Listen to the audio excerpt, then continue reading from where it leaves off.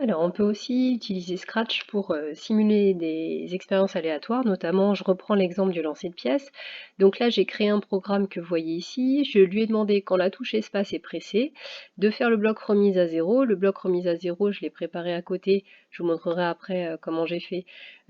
Du coup, mes variables, je lui demande de toutes les remettre à zéro pour pas que ça interfère avec le lancer suivant.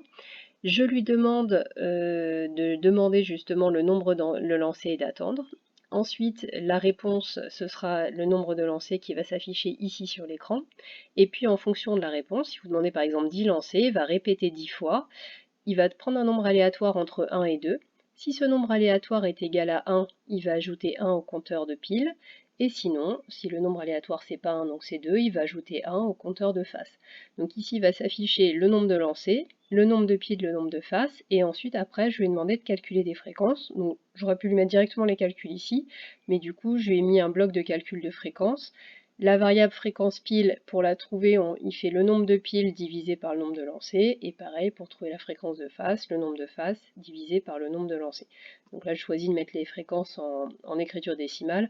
On aurait pu rajouter un fois 100 pour les avoir en pourcentage. Donc du coup, si j'appuie sur ma touche espace, ici, il me demande le nombre de lancers. Donc par exemple, si je lui mets 10 lancers, et qu'il me fait le calcul, il obtient 7 piles 3 faces, donc les fréquences 0,7 et 0,3 sont très éloignées des probabilités qui sont à chaque fois de 0,5.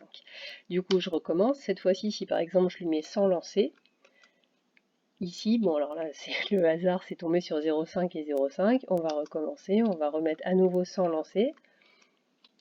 Il retombe sur 0,5 et 0,5, ça veut pas, donc je recommence à nouveau, tant mieux, hein, c'est que ça montre que ça se rapproche des probabilités, donc je recommence, je lui redemande à nouveau 100 lancers, donc là il tombe sur 52 et 48, et donc après, du coup, je peux recommencer, et cette fois-ci lui demander carrément, par exemple, 100 000 lancers, et là vous voyez que, vous allez voir, que les fréquences, du coup, il met plus de temps à les calculer, les fréquences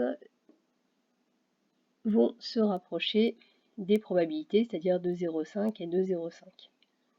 Voilà, donc là, effectivement, on est extrêmement proche. Donc ça vous illustre, c'est une autre manière d'illustrer que la loi des grands nombres dont je vous parlais dans la leçon, et donc que, effectivement, plus vous faites un grand nombre de lancers d'une expérience aléatoire, plus la fréquence, c'est-à-dire le nombre réel de fois où vous allez obtenir une issue, à savoir pile ou face dans notre exemple ici, et bien plus cette fréquence va se rapprocher de la probabilité, qui est donc un nombre de chances.